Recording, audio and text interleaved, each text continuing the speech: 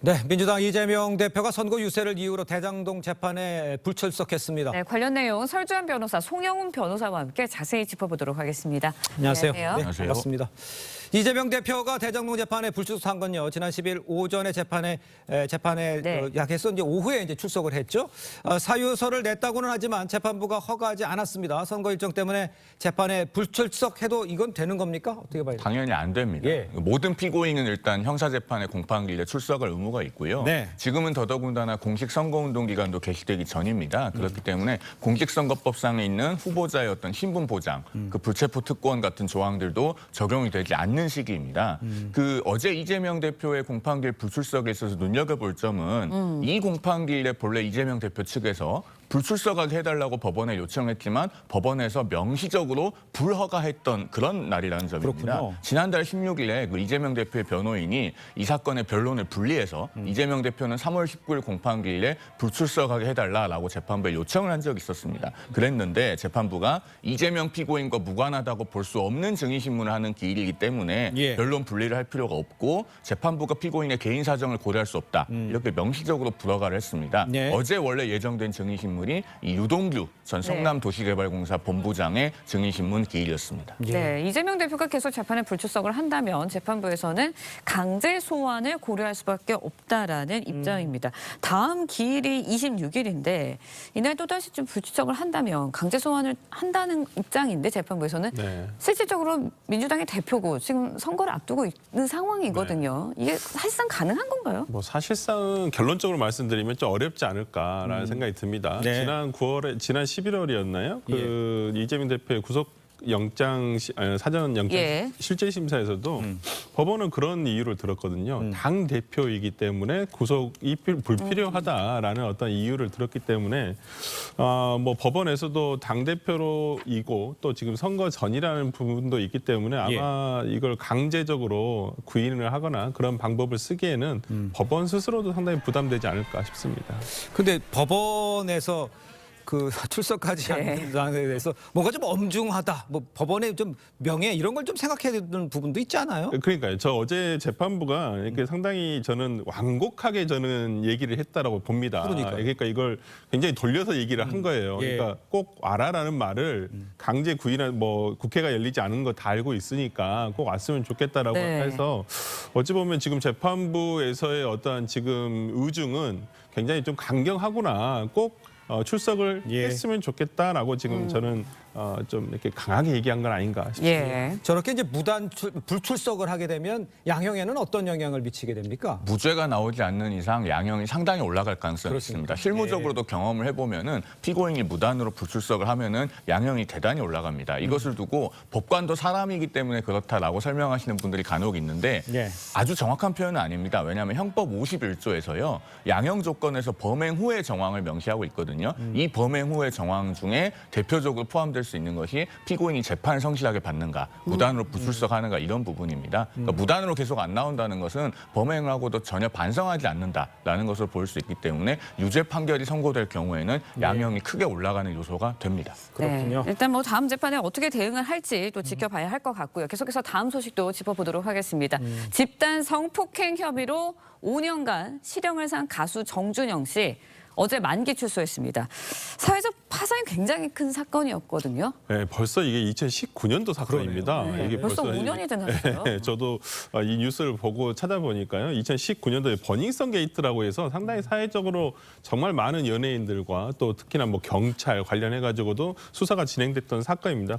당시에 가수 최정훈 씨를 포함해서 어떤 정준영 단톡방 그렇죠. 멤버들이 2016년도 1월 달에 강원 홍천군, 그다음에 3월 대구에서 여성을 만취시킨 이후에 집단 성폭행을 한 혐의로 재판에 넘겨졌고 또 정준영 씨 같은 경우에는 또 이 단체 채팅방에서 어떤 촬영한 영상을 공유한 거, 그러니까 성폭력 처벌법 위반 혐의도 돼서 1심에서는 6년형과 더불어서 80시간의 어떤 성폭력 치료 프로그램 이수 및 그다음에 아동 청소년 관련 기관 등의 장애인 복지시설 5년간 취업 제한이 있었는데 이게 항소심에서 1년이 감형이 돼서 5년으로 해서 그래서 어제 이제 만기 출소를 하게 된 것이죠. 네. 예. 자, 그런데 성범죄로 실형을 산 정준영 성범죄 신상정보 조회 대상에 포함되지 않은 것으로 확인됐다고 그래요. 이거 왜 이런 일이 있던 겁니까? 당시에 법원에서요 예. 판결을 하면서 그 성범죄자 신상 고지 및 공개 명령은 함께 붙이지 않았기 때문입니다. 이 신상 정보 공개 및 고지 명령을 붙일지 여부는 법원의 판단에 달려 있는데요. 예. 여러 가지 요소를 종합적으로 고려합니다. 대표적으로 피고인의 나이, 뭐 직업, 범행 동기, 방법, 결과, 또 죄가 얼마나 무거운지, 그리고 특히 재범의 위험성하고요. 또 신상 정보 공개를 했을 때 있는 피고인의 불이익과 범죄 예방에 미치는 효과 이런 것들을 예. 종합적으로 고려를 하는데 아마도 이 당시에 변호인 쪽에서는 동종 범죄로 정준영 씨가 처벌받은 전력이 없고 또 재범의 위험성이 없다 이렇게 적극적으로 주장하고 또 부각했을 걸로 보입니다. 물론 법원의 판결이기 때문에 존중해야 되겠습니다만은 당시에도 이 신상 정보가 공개되지 않은 것에 대해서는 그 네티즌들로부터 비판의 목소리가 있었습니다. 네, 정준영 씨 네. 지난 2019년 자신의 죄를 인정하면서 일단은 은퇴를 선언했습니다. 그리고 당시에 이제 모든 방송국에서 출연 정지 네. 명단에 오른 상태거든요. 앞으로 행보에 대해서도 좀 궁금했는데 어떻게 앞으로도 전망하세요? 우리가 방송에서 아마 정준영 씨를 보기는 힘들 것 같습니다. 네. 다만 이 당시에 같이 문제가 됐던 뭐 승리 씨라든지 예. 아니면 최종훈 씨 같은 경우는 지금 해외에서 활동을 하고 있거든요. 예. 또 국내가 아니라 해외에서 활동하는 거에 대해서는 아마 정준영 씨도 그런 활로를 좀 모색하지 않을까. 예. 그렇기 때문에 우리가 국내 방송에서 보기는 힘들겠지만은 해외에서의 활동 소식을 아마 우리가 또 뉴스로 듣지 않게 될까라는 생각을 네. 해봅니다. 예. 자, 전 국가대표 야구 선수 오재원 씨가요 마약 투약 혐의로 체포가 됐습니다. 네, 오 씨는 지난주 경찰에 출석해 마약 간이 시약 검사를 받았을 땐 음성이 나왔고 본인도 혐의를 강력하게 부인했는데 경찰이 추가 단서를 확보했습니다. 정은아 기자의 보도입니다. 오재원 선수가 2014년 인천 아시안게임 경기를 앞두고 동료들과 얘기를 나눕니다. 첫 야구 국가대표에 발탁된 오 씨는 당시 대표팀 우승을 이끌었습니다. 오 씨는 3차례 태극마크를 달았고 두산 베어스에서 16년간 3차례 우승에 기여했습니다. 저 아직 늙지 않았었기 때문에 최선을 다해서 하고 있습니다. 네. 2022년 은퇴 후 야구 해설위원을 지냈습니다. 근성의 야구 선수로 유명한 오 씨가 마약 투약 혐의로 경찰에 체포됐습니다. 앞서 지난 10일 오 씨는 함께 있던 여성의 신고로 임의동행 형식으로 경찰 조사를 받았습니다. 하지만 마약 간이 시약 검사에서 음성이 나와 귀가 조치됐습니다. 지난주 오 씨는 TV조선 통화에서 마약을 투약한 적이 없다며 혐의를 강력 부인했습니다. 이후 경찰은 모발 정밀 분석을 했고 마약 투약 단서를 추가로 확인해 오 씨에 대한 체포영장을 발부받았습니다. 경찰은 오 씨를 상대로 마약 구입 경로와 함께 투약한 공범이 있는지 등을 집중 조사하고 있습니다. TV조선 정은아입니다. 네, 전해드린 대로 국가대표 출신 전직 야구 선수 오재원 씨죠. 이 마약 투약 혐의 경찰에 체포가 됐습니다. 앞서 한 차례 간이 시약 검사에서는 음성이 나와서 풀려났는데 다시 경찰 조사를 받았다는 거.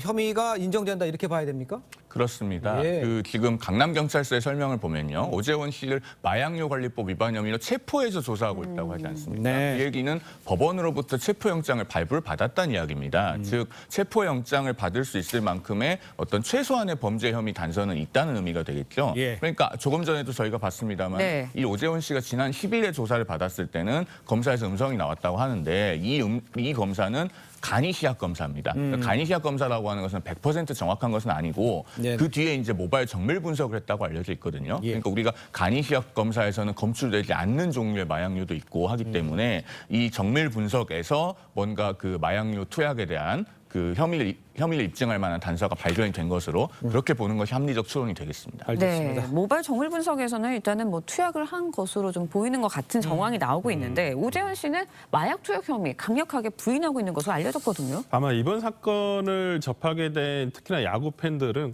많이 놀라셨을 거라고 그렇죠. 생각이 들어요. 예. 근데 이게 얼마 전에 우리가 정말 안타까운 일이 있지 않았습니까? 모 배우의 어떤 극단적인 선택까지 몰고 간 저는 그 사건과 굉장히 구조적으로 유사하다라는 생각이 좀 듭니다. 특히나 지금 혐의를 받고 있는 2022년도 5월 이때면 오재원 선수가 은퇴하던 시기예요.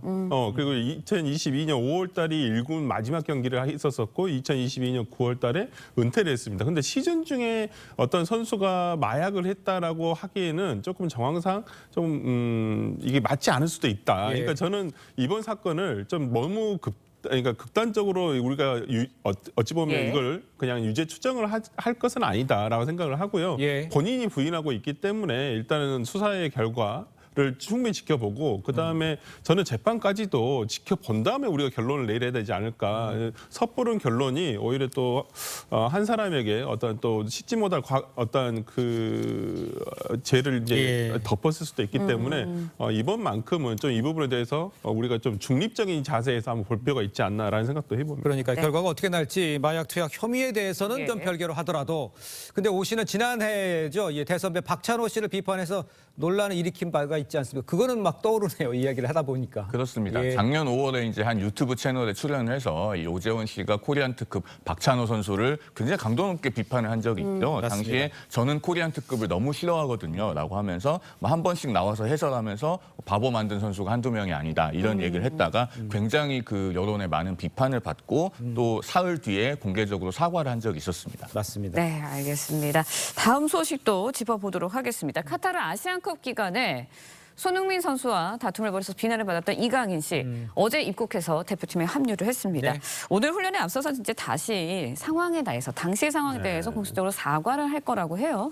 뭐 사과를 다시 한번 하는 거에 대해서는 저는 뭐 그때 당시에 국민들 많이 실망을 했기 때문에 예. 뭐 사과를 하는 부분은 저는 괜찮다고 봅니다만은 근데 이 사과를 하는 과정이 조금 저는 매끄럽지는 않았다 보입니다. 어제 어떤 보도를 보게 되면 축구협회에서 이강인 선수에게 사과를 시키겠다라고 했었어요. 근데 선수와 조율되지는 않았다라는 뉴스 보도가 나왔거든요. 이게 어찌 보면 이강인 사과라는 것은 스스로 어떤 마음에서 우러나와서 이걸 사과를 하는 게 맞는데 그렇죠. 오히려 이건 축구협회가 그렇죠. 선수를 보호해야 되고 특히나 양 선수, 그러니까 손흥민 선수와 이강인 선수가 개인 간에 이미 다 어찌 보면 해결이 된 문제를 다시 한번 가지고 와서 사과를 시킨다는 것이 이 협회가 할 일인가 어떤 이런 비판도 지금 있거든요. 축구 팬들 사이에서는. 그렇죠. 예. 그래서 이런 오히려 이 협회가 선수를 보호하지는 못할 망정 어린 선수에게 어떤 사과를 또 강요하는 것은 아니냐. 이게 예. 보도가 어떤 이강인 선수의 발로 나온 게 아니라 축구협회 발로 먼저 나온 부분이 있어서 예. 축구 팬들로서는 상당히 좀 아쉬움을 많이 나타내는 팬들도 많은 것 같습니다. 네. 그러니까 근데 봉합이 됐는데 봉합이 된 것 같지 않다 이런 얘기들 하니까 이제 이런